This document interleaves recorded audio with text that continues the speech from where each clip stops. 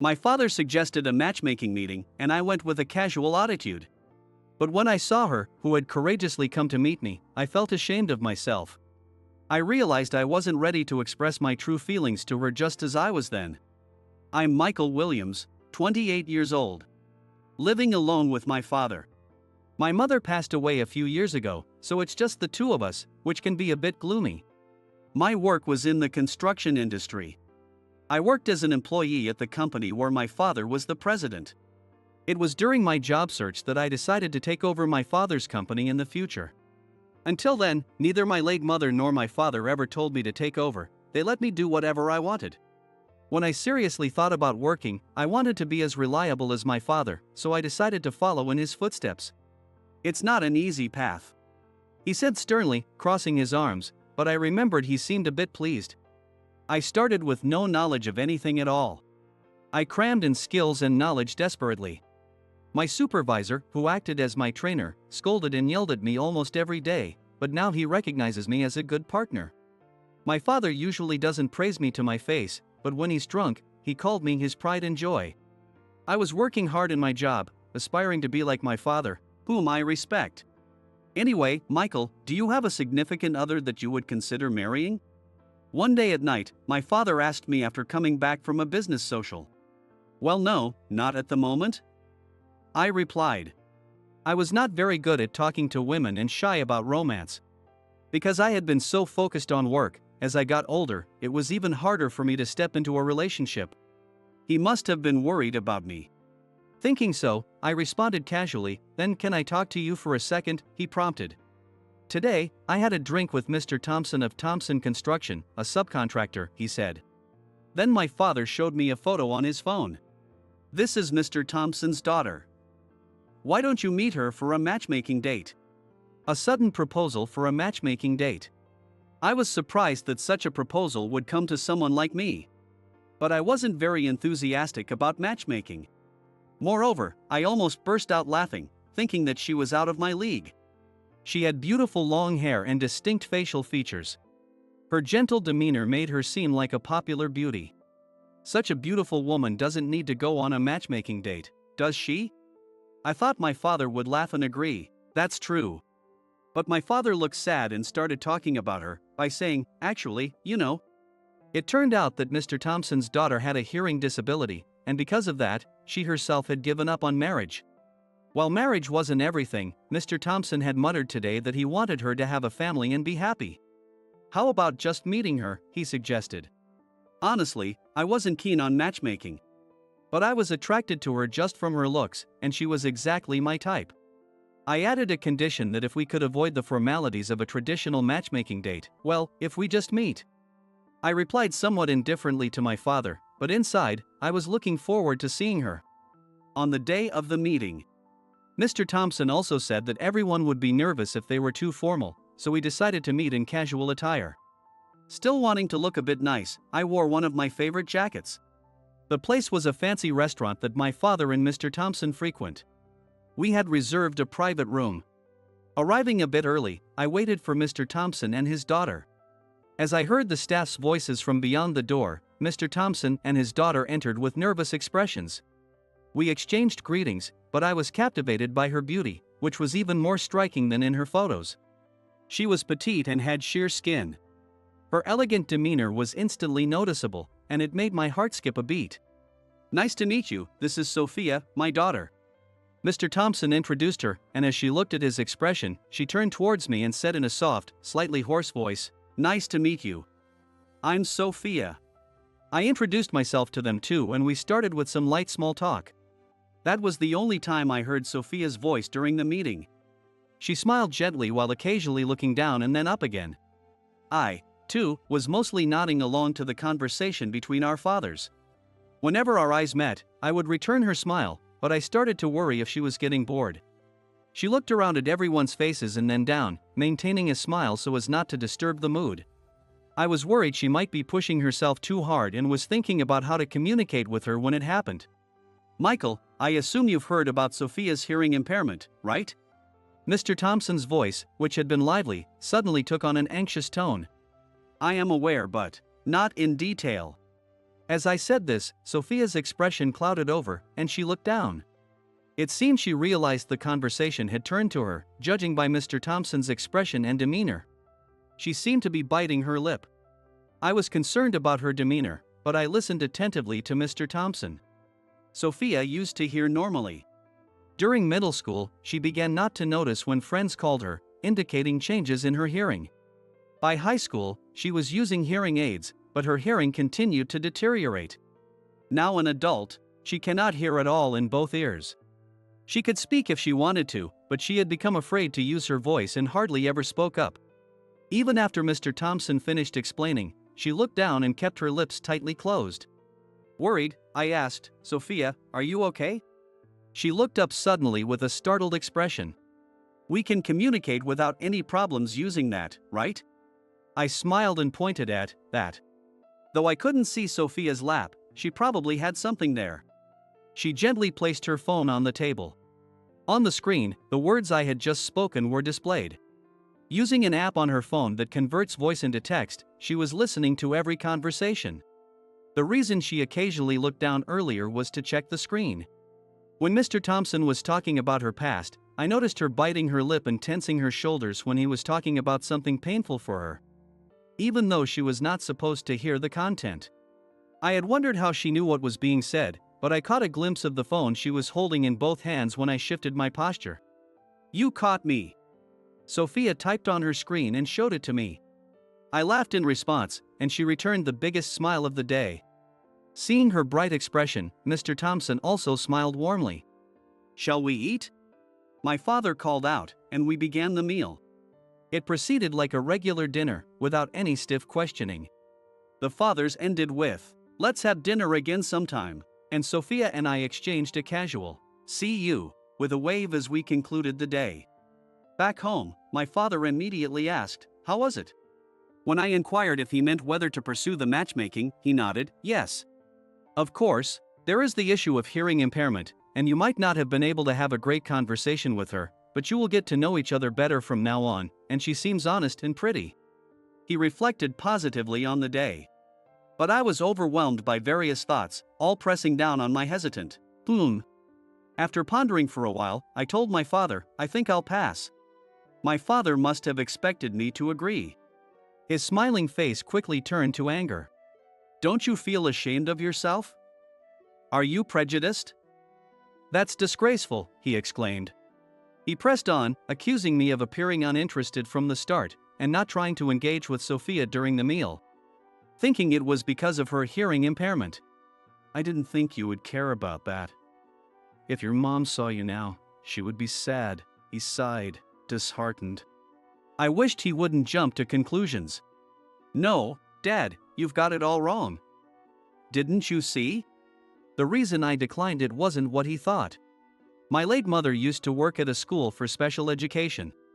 As a child, I often accompanied her to school events. And since my elementary and middle school was close to a special education school, we had many interactions and joint learning opportunities. I grew up understanding the importance of respecting each other. Though we moved away after middle school, I had friends from that time whom I fondly remembered.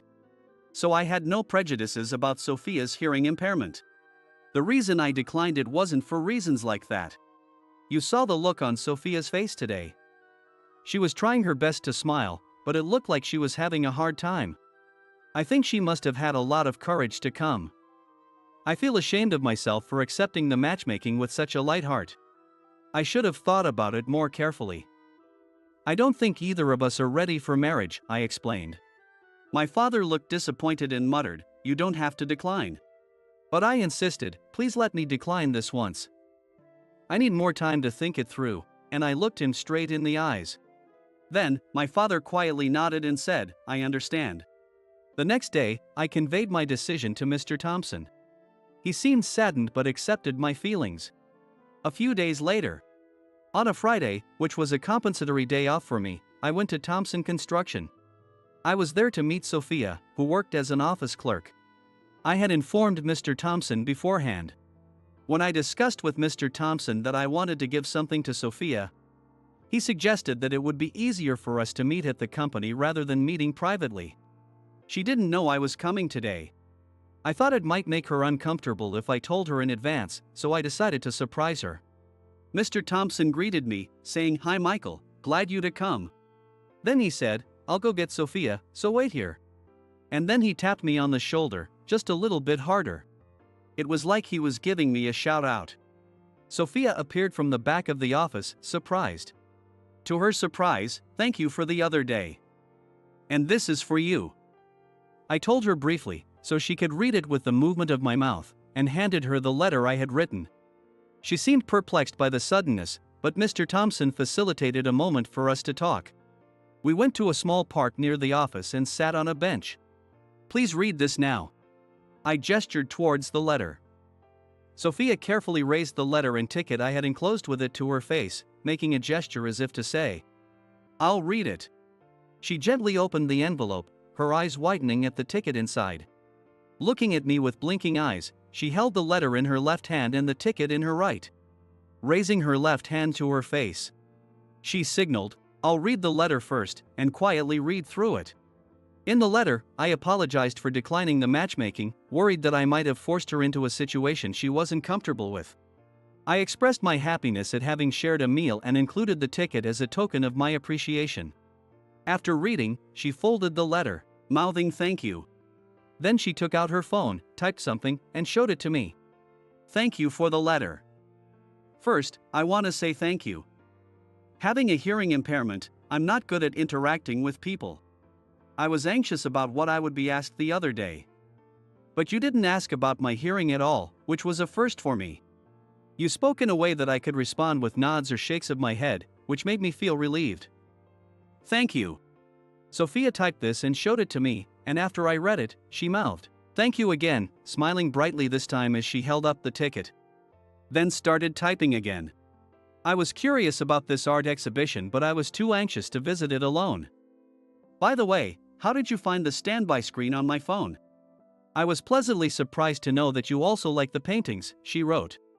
During the meal, when she had placed her phone on the table, I had noticed her standby screen was a picture of architectural art that I also admired. There was an art exhibition at museum in the next town, and I had given her a pair of tickets as a gift. But in the letter, I wrote, "I love this picture, too. I feel relaxed in a place where I can look at pictures and paintings. But well, I'm not sure if I should go there alone."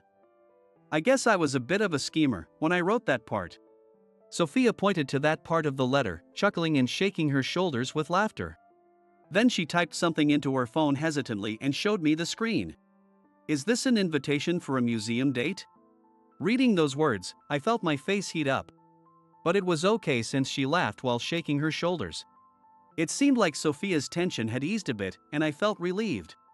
I pulled another ticket from my pocket, and Sophia made a face as if to say, "It's the same one I have," and looked a bit shy. "It's just a place to look around, and if you don't mind, would you like to go together?" My voice was converted into text to her phone. Seeing that, she looked up happily, smiled, and nodded.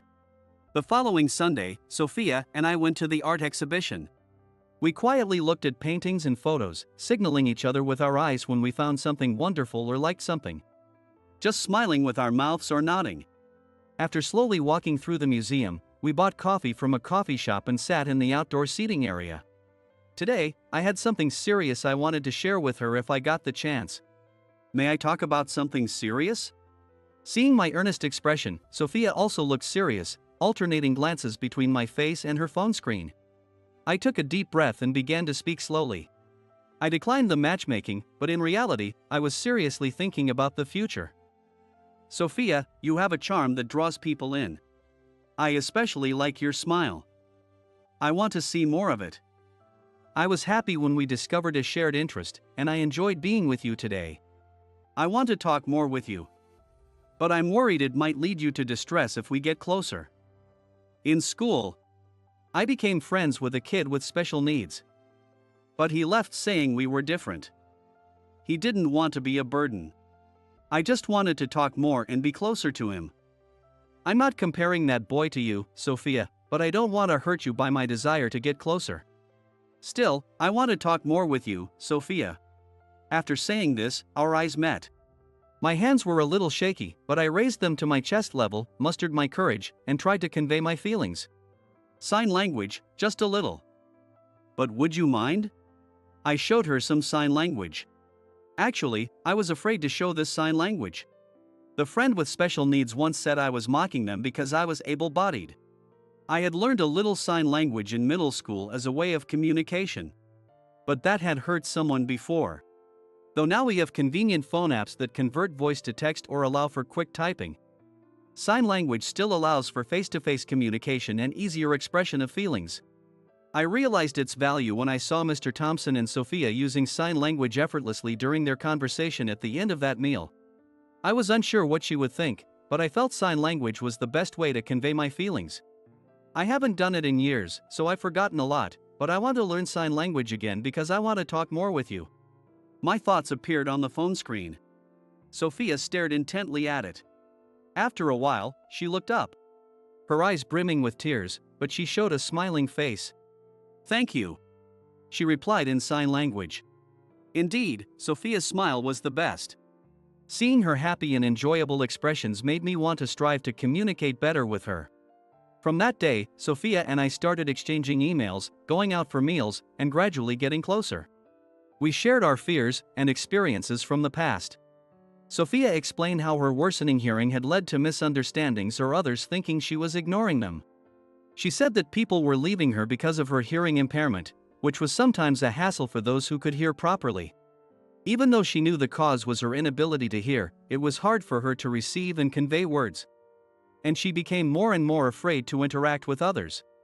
The matchmaking had been under reluctant agreement to Mr. Thompson's insistence, thinking if she just had to sit there, it would be okay. But then we got to talking about hearing impairments and the fear got the better of her. She thought she would be interrogated in detail, looked at with pity, or faced with displeasure. She was afraid that she would see it and get herself hurt again. So she was surprised by my reaction. After hearing about my mother's profession and the school initiatives, she understood. But seeing my natural interaction despite her hearing loss made her feel more positive. Additionally, both of us felt a calming warmth like a gentle breeze when we were together, whether it was our second meeting or after several dates. We both found ourselves laughing naturally. On a sunny, breezy Sunday. I remembered our first date, thinking, the weather was just like this back then. "Hey, Mommy. Why did you and Daddy get married?" Behind me, my 5-year-old daughter, playing with her mom, suddenly asked a question she must have learned from somewhere. "What?" I turned around, and my wife was showing her the phone screen. "Your daddy fell in love with your mommy when they first met," she read it aloud. My daughter, who could read simple sentences, grinned as she looked at both my wife and me. "Wait. Your mommy fell in love with your daddy, right?" I said. My daughter started laughing first. Then, after checking the words on the phone screen, my wife also laughed, holding her stomach. Furthermore, my daughter and wife peeked at the phone screen and looked at each other and laughed. "Mommy says Daddy is her Prince Charming. She says you made her a princess. Daddy, you're so cool." When my daughter and wife caught my eye, I felt bashful. Seeing them both laughing, I embraced them tightly. I could feel the warmth of my wife and daughter on my cheeks. My daughter laughed heartily, and my wife looked at us with a gentle gaze. They were irreplaceable to me. It was a moment that made me want to continue being a cool dad so that I could protect them in the future.